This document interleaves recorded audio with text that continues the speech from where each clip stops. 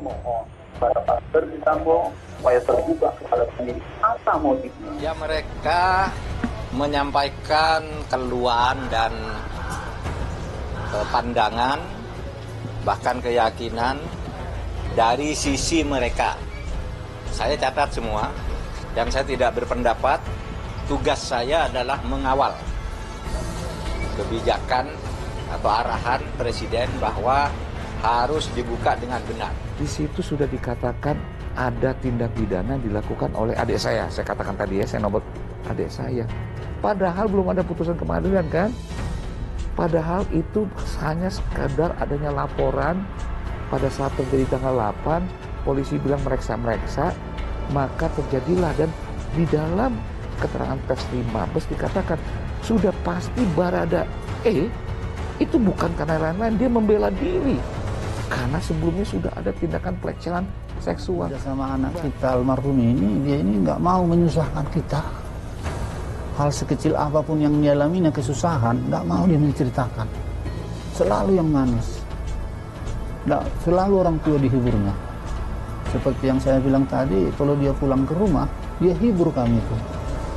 Dia hibur. Tidurnya pun sama mamanya itu. Sudah umur 27 tahun masih mau tidur di ketiak mama.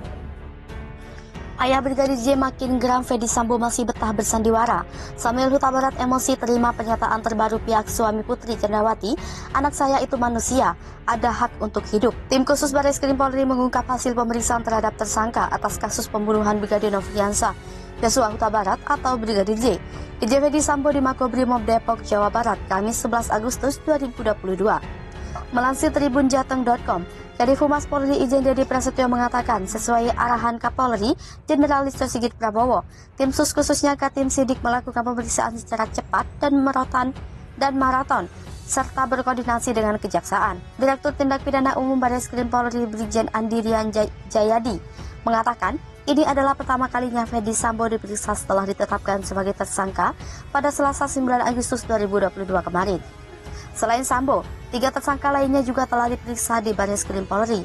Dalam pemeriksaan, Brigjen Andirian menyebut Irjen Ferdi Sambo mengaku sangat marah usai mendapatkan laporan dari istrinya, Putri Candrawati.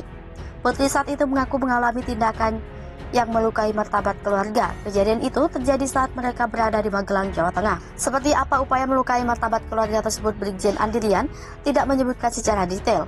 Yang jelas, kata Brigjen Andirian, Irjen Ferdi Sambo kemudian memanggil Barada Richard Eliezer dan Bribka Riki Rizal guna menghabisi nyawa Brigadir J.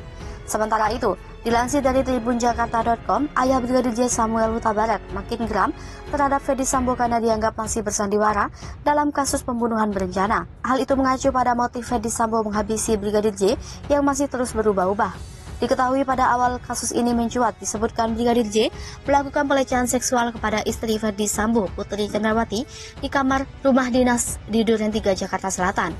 Tapi dalam pernyataan terbaru disebutkan ada tindakan tak pantas yang dilakukan Brigadir J kepada Putri Candrawati saat mereka berada di Magelang. Hal tersebut berdasarkan hasil pemeriksaan Ferdi Sambo dalam posisinya sebagai tersangka pembunuhan yang digelar di Makobrimob, Kamis 11 Agustus 2022. Di skenario pertama katanya Yosua masuk ke kamar ibu Putri melakukan pelecehan.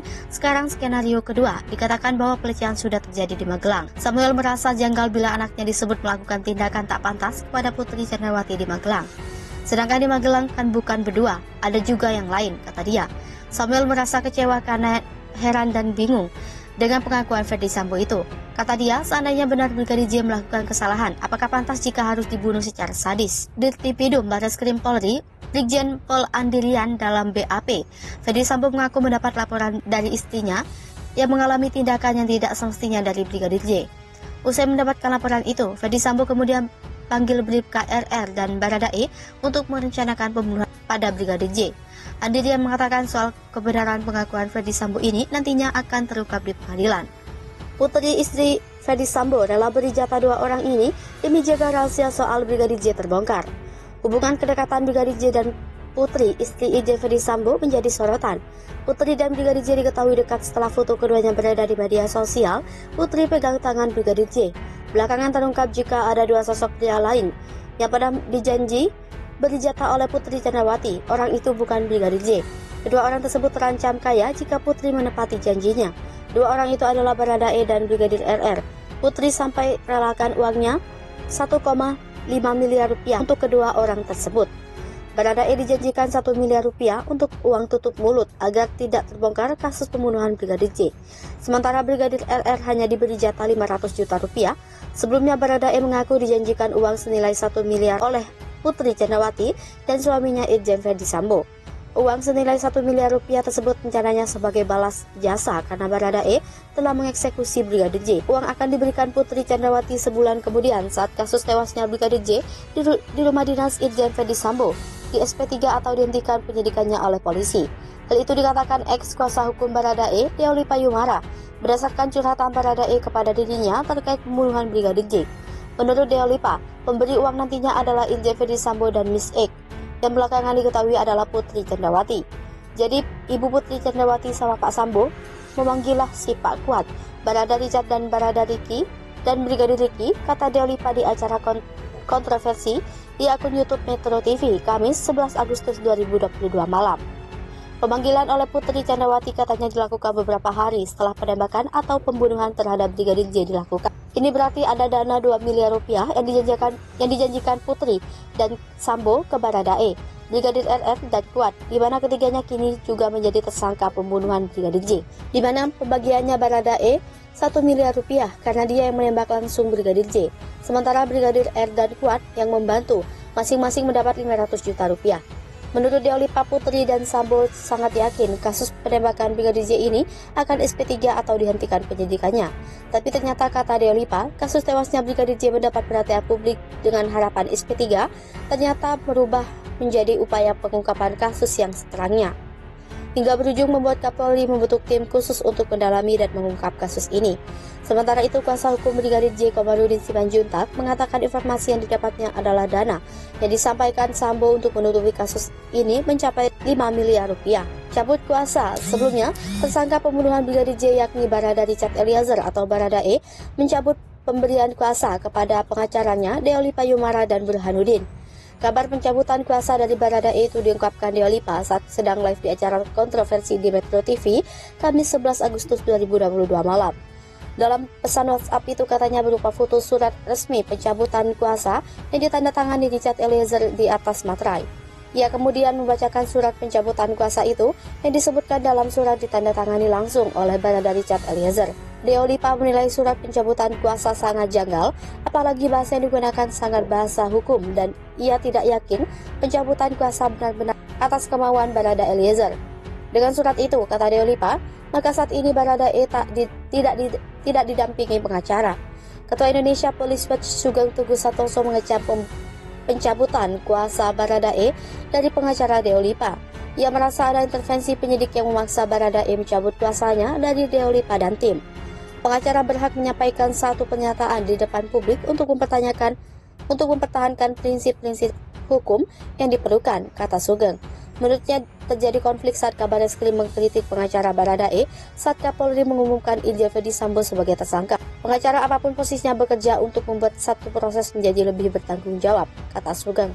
Karenanya Sugeng yakin pencabutan kuasa Baradae dari Deolipa dan tim dan intervensi dari penyidik. Menurutnya, pengacara tidak bisa diintervensi dan tidak bisa dipengaruhi. Lingkaran setan Ferdy Sambo bocor, Mahfud MD singgung judi narkoba hingga hal menjijikan. Menteri Koordinasi Politik Hukum dan Keamanan Mahfud MD menyebut Irjen Ferdy Sambo sempat nangis-nangis bersandiwara setelah pembunuhan Brigadir J. Adapun momen Irjen Ferdy Sambo nangis-nangis bersandiwara itu dilakukan sang jenderal di hadapan Komisi Kepolisian Nasional. Setelah pembunuhan Brigadir J, Irjen Ferdy Sambo sengaja mengundang Kompolnas ke kantornya di Mabes Polri untuk melancarkan sandiwara pertama pembunuhan anak buahnya. Saat itu, kata Mahfud MD, Irjen Ferdy Sambo memainkan jebakan psikologi dengan harapan sandiwaranya bisa berjalan lancar. Selain nangis-nangis di hadapan Kompolnas, Irjen Ferdy Sambo kemudian memulai narasi bahwa pembunuhan Brigadir J ini dilatar belakangi masalah dugaan pelecehan terhadap istrinya Putri Chandrawati. Hubungan anggota DPR setelah bersandiwara di depan Kompolnas, Irjen Ferdy Sambo tak kehabisan akal. Dia rupanya menghubungi pihak lain untuk memuluskan skenario yang diduga sudah disusunnya setelah pembunuhan Brigadir J. Adapun pihak yang dihubungi Sambo adalah anggota DPR RI. Namun, anggota DPR RI yang dihubungi Sambo tidak merespon panggilan. Banyak pihak berusaha menutupi pembunuhan Brigadir J. Mantan Menteri Kehakiman Mahfud MD turut membeber bahwa kasus pembunuhan Brigadir J ini sebenarnya diduga melibatkan banyak pihak. Mahfud bilang banyak pihak yang berusaha menutupi kasus pembunuhan Brigadir J ini.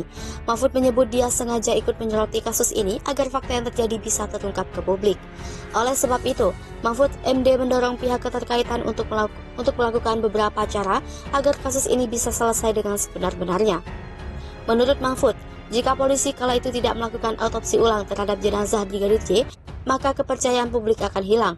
Kemudian Deddy Corbuzier penasaran, apakah semua hal yang terjadi atas perintah Menko Polhukam? Dengan tegas Mahfud menyangkal.